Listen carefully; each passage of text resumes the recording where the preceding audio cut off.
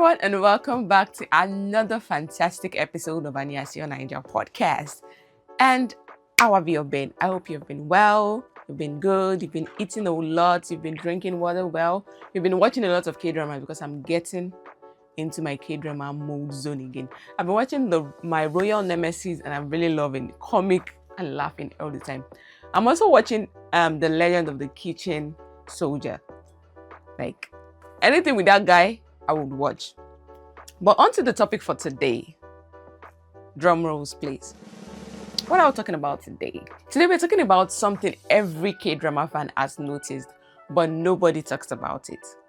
We're talking about typecasting, or as I would love to call it, when you see a particular actor or actress playing the same role over and over again, and you're like, wait, I've seen him in another K-drama doing the same thing. Or when you see the cast list and you know the role the person is going to play already, I'm like, I know what's going to play. Because seriously, how is this actor a rich CEO in every universe or every K-drama you encounter him?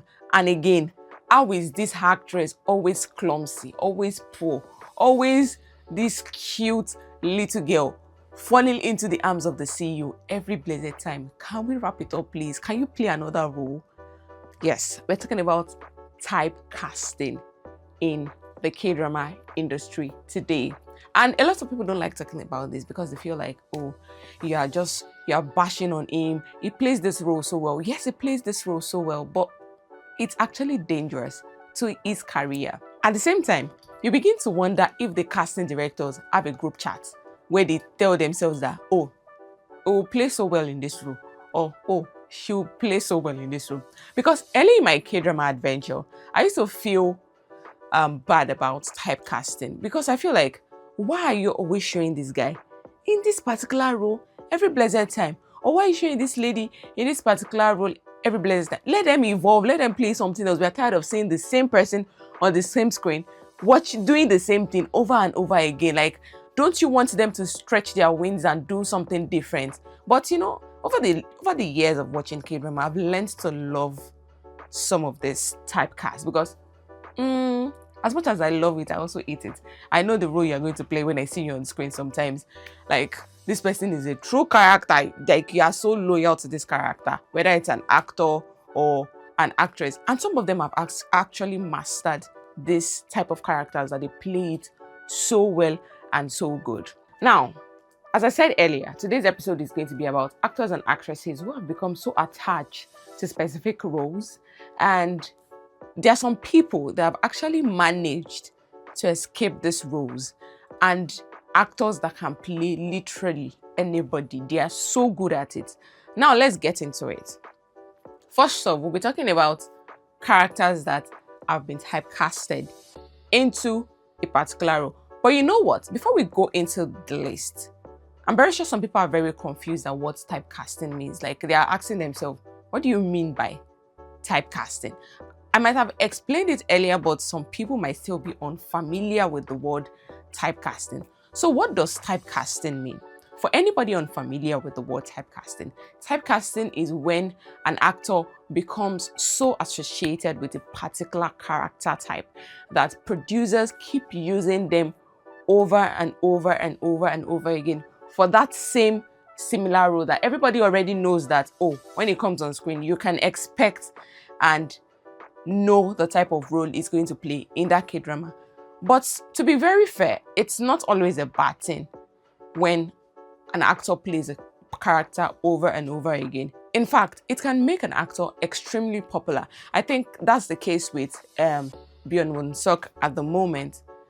Is actually very popular for playing a particular character. You know where the problem starts is when audience begin to predict every role before the drama even starts. You see the casting announcement and suddenly you immediately know that, oh, this person is playing this character. Or when you see the list and you're like, oh, is this guy again? I already know what he's going to play. Right? That's when it becomes a problem. There is no room for growth. There is no room for evolving as an artist.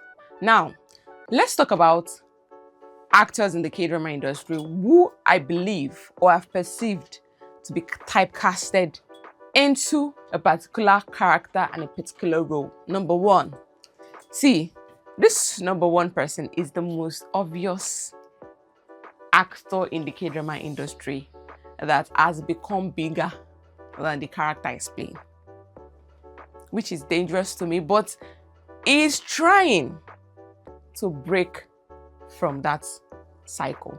Our number one person on the list, I'm very sure a lot of people know this person already before I would say it, and I'm feeling bad for wanting to say this name.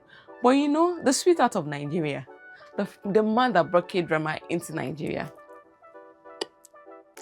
Limio, LMH, that guy.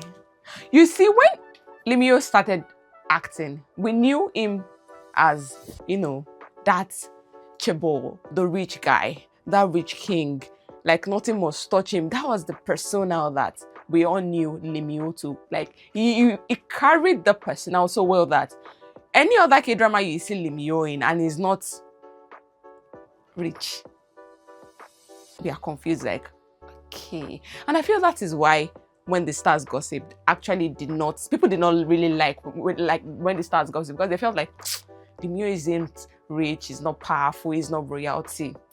It was not giving what it was supposed to give to some people. Like, it was confused. Apart from the script too, though.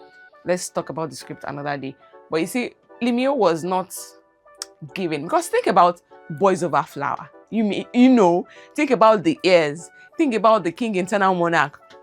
Those roles that Limio has played over the years pointed to a particular character, and people had known Limio for that character. It was basically wealthy in multiple dimensions. And to be fair, let's be very fair, he did it well. Like, Limio carried the characters he played so well, and that's where the problem lies, because the audience now automatically associate him with power, status, luxury, and all that.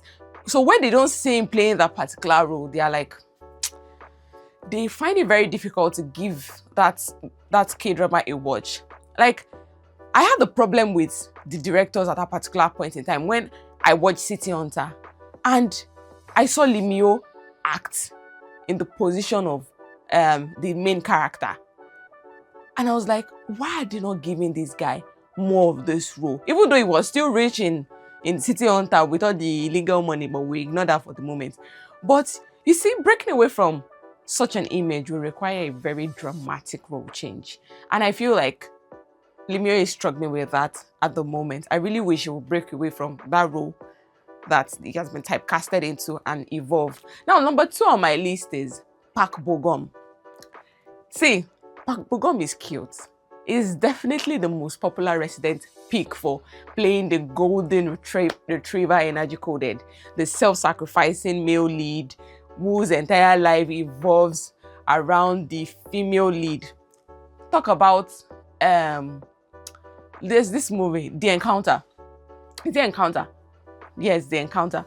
I really and desperately need him to play a very cold or mature great character in a romance, which might actually make the female lead work more towards the relationship, not him taking the step towards working on the relationship. If you understand what I mean, because most of his films that he has done, he's always the one chasing the female. Let the female chase him too. Even in his recent drama, Good Boy and When Life Gives You Tangerine, it felt like an overall new kind of drama for Park Bo-gum. He had this romantic feel to it. It was still the same romantic feel to it, but there was a totally different kind of image portrayed, but it was still in line with that cute, gentle, manly figure. But I need some necessary villain action from him. Like, I want him to play some dark character. Like, I need him to play it. When I saw him in Reply 1988, Love in the Moonlight, Record of Youth, like, he still stayed in the lane of self-sacrifice. He's still there, the romantic lead that everybody likes. He's cute. Everybody's like, oh my God. His life is always revolving around the well-being of the female lead. Please, directors, if you are hearing us, please. Park Bo-gum needs a spark. He needs that dark energy, that villain mood. I need to see it in him. Now, number 3, let's talk about Park Chae-in. In as much as I believe Park Chae-in is she's evolving. She has evolved. Okay, she doesn't need to say she's evolving. She has evolved. But there's still this poor but strong hero in image that they have given her over the years. Because Park Chae-in is the queen of struggling female lead. True of us.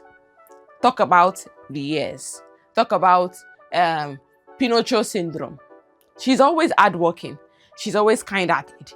She's always underestimated. She's always secretly admired. But you can always predict a storyline before the drama started. But you know something about Park Chae-in recently with the drama she did after she got married?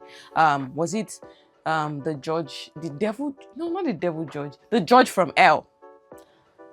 She has gradually starting to expand her range over the years. And for a long time, I felt she was locked in that relatable underdog role. But now, she's taking up roles that she's beating the odds. Miss Undercover.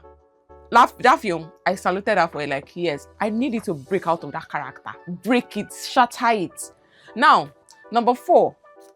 Is it number 4? Yes, number 4. Ji Chan-wook. I'm very sure a lot of people will be surprised that I put Ji Chan-wook on this list. Our very own action hero.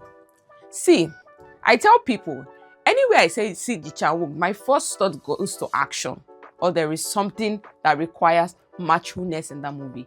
When he appears in thrillers or starts running, fighting, or jumping off building, I'm not surprised because, hello, we are talking about Ji Chan-wook. Ji Chan-wook is always the person that you go to when you want, action. Like when you want to see cinematographic action that the person will embody. From being a bodyguard to being secret agents. When we're talking about K2, talking about mysterious fighters. Even the manipulated I just did, there's this image that he has. He has become one of Korea's most recognizable action stars. But the funny thing is that Ji Chan-wook can thrive in a comedy series and romance too. Even though I did not really like the last 2 romance that he did. He did one, Suspicious Partner, romantic. It was very good. Even comic, it was very good. But fans now expect immediate action whenever they see their name. Same thing with me. When I see Ji Chan-wook, I'm expecting action. Now, another person, number 5, Kim Soo-yeon, our innocent sweetheart. Kim Soo-yeon has built her career from a very young age, and she has spent years playing sweet, innocent, kind-hearted characters. And can I just say she's very good and excellent at it. But because she does it so well, she has been typecasted into that role where people sometimes forget she's capable of doing more than what that role, than that kind-hearted thing. I feel like she's capable of playing much darker and much complex role. I believe that's the trap of typecasting. Your greatest strength now becomes your biggest limitation, because anybody casting you now will feel like, oh, she does better in this place. It does better in this place. They do not want to give them opportunity to expand their scope. They don't want their movie or their project to be an experiment for this actor. Now, number 6, Lee Ji-hoon. This guy, when it comes to action too, I put him on the same scale with Ji Chan-wook. Since the time I watched him in Taxi Driver, he has seemed to be stuck in crime, law, maybe corporate type of roles. Like, I feel like if this is a conscious decision, I really miss him in romantic dramas, for real. His chemistry in Tomorrow With You with Shin Min-ah is unforgettable. I want him to do more romantic scenes. Yes, he's very good when it comes to actions and thrillers, but I want him in romance, more of romance. Now, number 7 on the list is Jung So-min. Jung So-min is one of my favorite characters, and I still think she shines most in rom-coms. And her characters are always the same. Sorry. She's always so unlucky in K-dramas. She's always hyperactive. She's slightly unhinged sometimes in most of her film. When I watched her in Monthly Magazine, she played the same role, but still mellowed down a bit. Even in Alchemy of Soul, she showed a different side to her, which was very good to watch. I know that rom-coms have limits, but surely there is possibility for a female lead to actually behave in another way, not the way that has been laid down before. She can play something else in the same role. Now, another person, this might be controversial, number 8, because I believe she's in between. She's divided. Shin A-Sung. She has been great as a pick for casting directors when it comes to K-drama variety of strong independent female lead. She and Song A-Kyeon. Even Song A-Kyeon is another matter entirely. She's someone that she's actually someone that deals with. She plays a character that deals with anger issues, maybe a drinking problem, or maybe she has a really loud voice. She seems to be a typecast in romance movies or romance dramas, especially when you have a dominant partner, or possibly the conventional idea of the man in the relationship. Let's talk about a recent K-drama, the one that just finished recently, Filing in for Love. She's the macho in the relationship. I personally would love to see her play someone less unhinged and more balanced in an LD reciprocal relationship. Like the one I watched recently before Filing for Love, Dear Erin, I really did not like that movie because it was not it.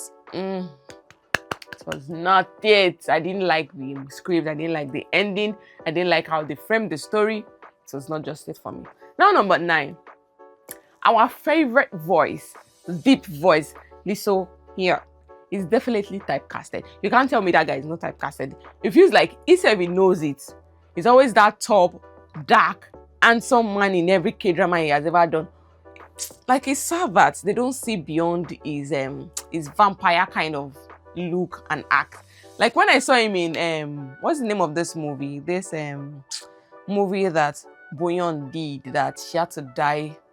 She had cancer or something that he had to die. Oh, tomorrow, Doom at Your Service. This guy is handsome. He has this deep voice, very handsome. Like the guy is good, handsome man. But why are they always portraying him as someone that is always cold, brooding, and is always a second lead, for Christ's sake? And he's either playing a supernatural being or someone very cold or somebody's rival in a corporate setting. That's the only thing they always give him. Like, give him more. Let him be a lead in a romantic movie. I want him to be a lead in a romantic movie. Let him do it. Let him be cute for once. Another person, number 10, Cha Eun-woo. My ID is Gangnam Beauty. True Beauty, A Good Day to Be a Dog. He is consistently casted as impossibly handsome, introverted, and emotionally distant.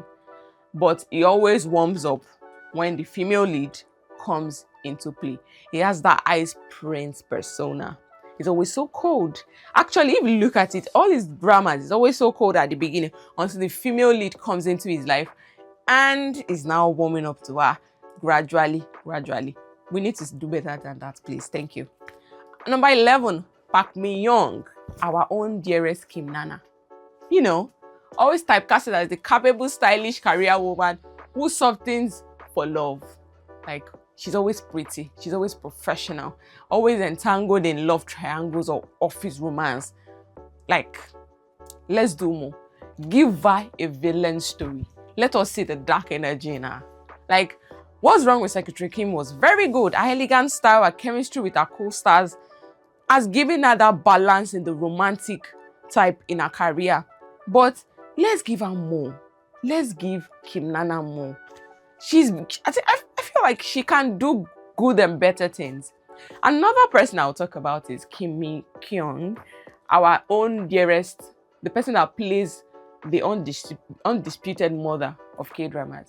She's always playing the loving, the devoted, hardworking mother.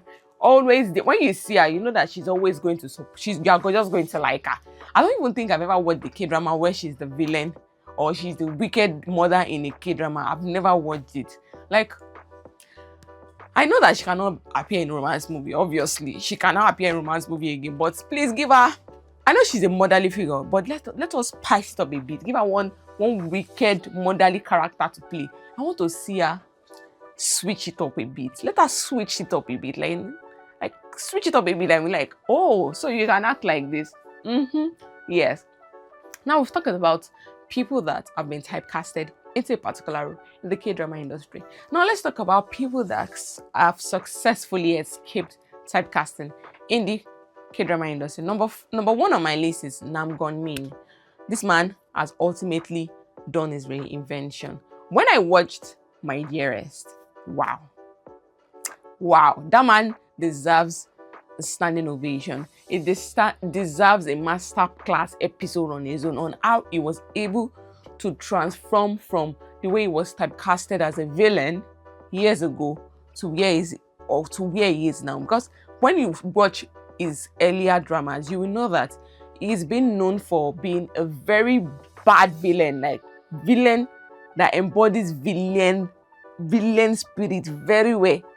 And suddenly he started taking completely different projects from genius. You can play in the business role, you can play maybe in a sporting role, even you can play a lawyer. He played a lawyer in $1 lawyer.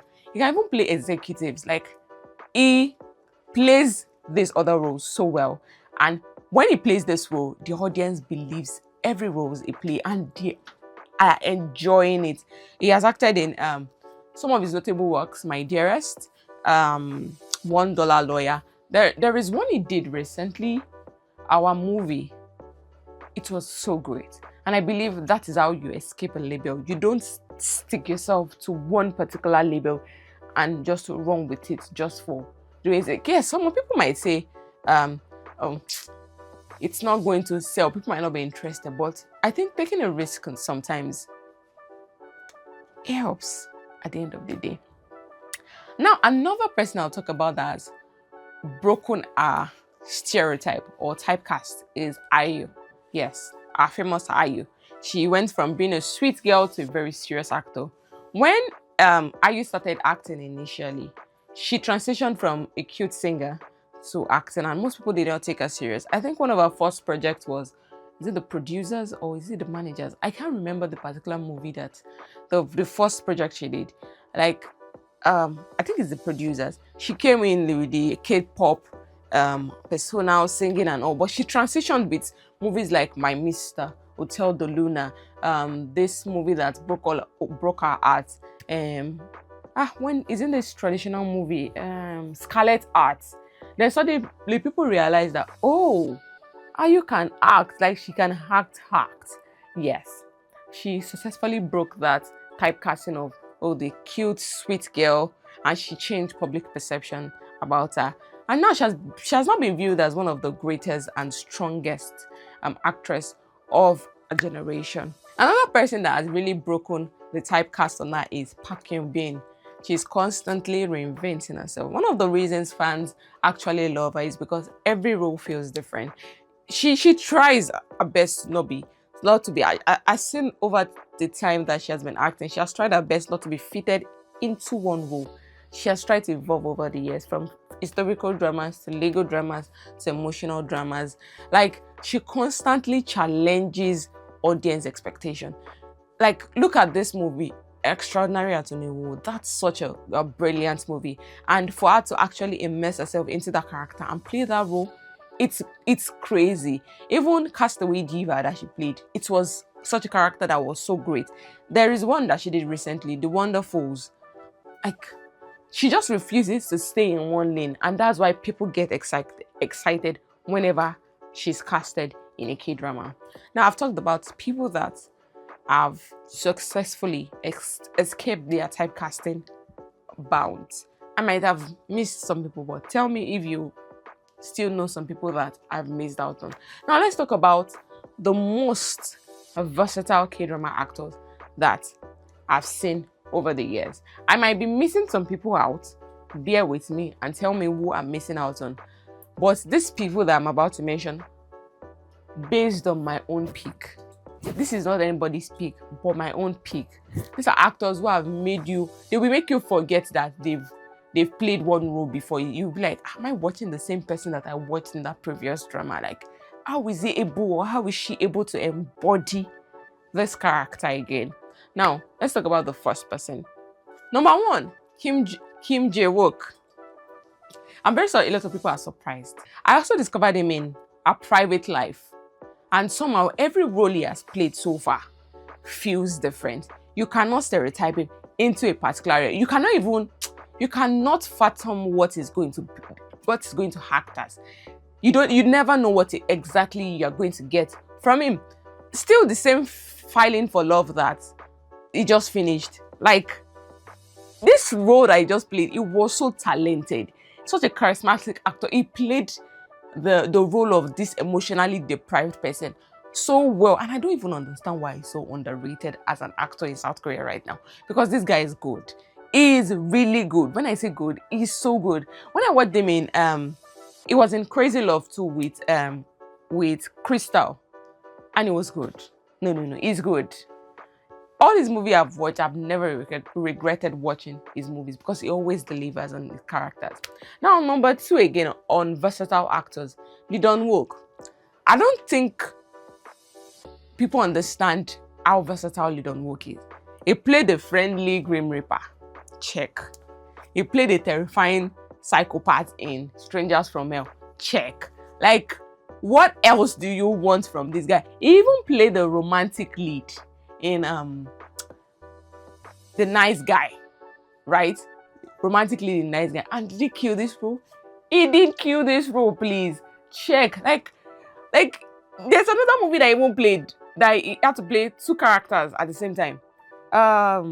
Is it Bad Crazy or Crazy Bad? He's good. Even comedy in that movie was. I was just laughing throughout the movie because of the two characters that played themselves. Like it was great. Even A Shop for Killers. Is it A Shop for Killers? A Shop for Killers. What else do you want from a guy to be versatile than this? His ability to switch from charming to cute to comic to terrifying is honestly ridiculous. Like ridiculous in a good way, if you ask me. Because he is that good. He is very, very good. And that's why I feel like he's very intentional about the script he picks up to act. Now, the last person on this list for versatile actors is the actress Kim Tae-ri. I know that a lot of people don't really see her versatility, but Kim Tae-ri is one of the most versatile actresses in the K-drama industry today. Like, when she plays each character, it feels very unique. At first, not the first, but the most one that stood out to me is Mr. Sunshine. Mr. Sunshine? Yes, Mr. Sunshine. The one she played with this guy, forgotten his name. But each of her characters feels so unique and every performance feels so fresh. She doesn't rely on the same expression, the same voice, or even the same persona. When she played this terrifying person in the Revenant? Yes, like an horror movie. It was good. Like, I was trying to I was like, is this the same person? And remember, she played the role of a student, like a cute high school student in 2521. Like, it's so rare to see somebody that good and that versatile in the K-drama industry today, if you really think about it without being biased. Now, this is the last person I'll talk about on this role. Shin Ah-kyun. Like, this man is very good when it comes to versatility. I know a lot of people don't pay attention to him, but when you pay attention to him, you will see that he's very versatile in his role. He plays the hero. He was in Mouse. Was he in Mouse? Yes, he was in Mouse. He was in Beyond Evil. He plays the villain. He plays the detective. He plays the mentor. Even the psychological thriller lead is there. What does this man not do? The only thing he has not done is play a romantic lead. But I don't think age is on his side to play the romantic lead. This man disappears into any role you give him. Now, this is my list that I have for you today on the list of typecast, people that have been typecasted, people that have successfully broken out of the typecasting role, and people that are very versatile when it comes to acting in K-drama industry.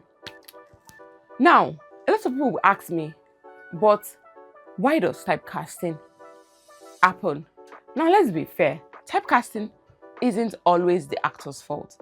Yes, let's just get that out of the way, because people will be like, oh, they chose that script, they chose this script. Sometimes we, the fans, are the problem. Actually, I believe that the problem of typecasting in the K-drama industry stems from us, the fans. Yes, I said it. Now, because when an actor tries something different, everybody's always up in arms. Oh no, that is wrong. You can't act in that same role. No, he does not do it so well. Everybody starts complaining. Then what does the director or the producer does? The next thing they are doing, they are switching him with another role that is more familiar with.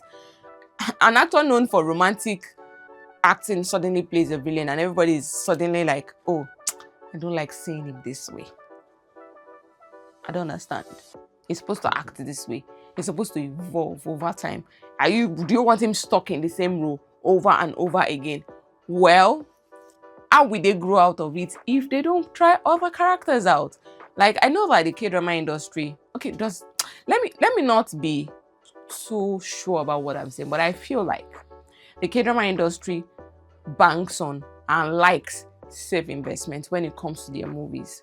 See, if a K-drama actor is known for this particular role and is very famous for it, you will hardly find a producer or director that will want to use him for another role, except they are so certain that this person is good and able to deliver in another role. Because if not, they will keep using him or her for the same role over and over again. They will keep repeating the same formula, and we, the audience, we eat it up. We even like it. The film will trend to even break box office. Like, the numbers will shoot up. It's business, and in as much as they are seeing their returns and they are seeing the audience perception to it, they will keep using them in the same role over and over again.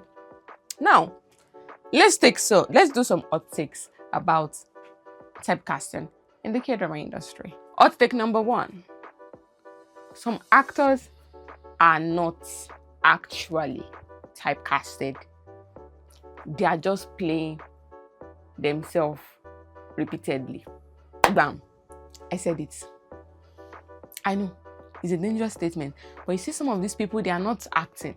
They are really, really playing. They are showing us themselves in form of acting. And it's a dangerous statement.